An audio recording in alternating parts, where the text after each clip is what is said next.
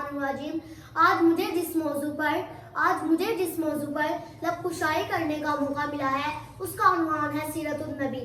नसीब चमके हैं फरिश्तों के अर्श चांद आ रहे हैं, झलक से जिनकी फलक है रोशन वो शम्स तशरीफ ला रहे हैं।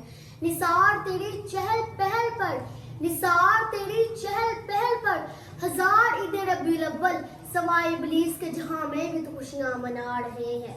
जब सदल वकार और काबिल एहतराम साथियों, हर तरफ अंधेरे का रार था, जहालत का दौर दौड़ा था, मुनाफकत थी, शराब पानी की तरह पी जाती थी। अमीर आदमी अपनी बेटी को पैदा होते ही दरगोर कर देता था और गरीब आदमी की बेटी को जिंदा रखा जाता था, वो इसलिए कि वह जवान होकर अमड़ा की हवस को पूरा करे।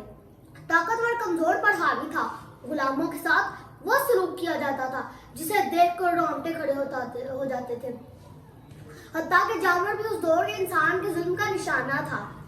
जब सरद अली वकार उस अंधेरे को दूर करने के लिए नूरे मुजस्सिम तशरीफ लाए, जहारत के अंधेरे को मिटाने के लिए मौलमे आजम तशरीफ लाए, गरीबों के लिए ईमान की दौलत देकर तशरीफ लाए, मुनाफकत को मिटाने के लिए सादिक तशरीफ लाए। आप सल्लल्लाहु अलैहि वसल्लम की आमद से अंधेरी दुनिया में हर तरफ नूर ही नूर बिखर गया, हर शय झूम उठी, पहाड़ और अहजार सब आप सल्लम के एहतराम में सर तस्लीम हम हो गए।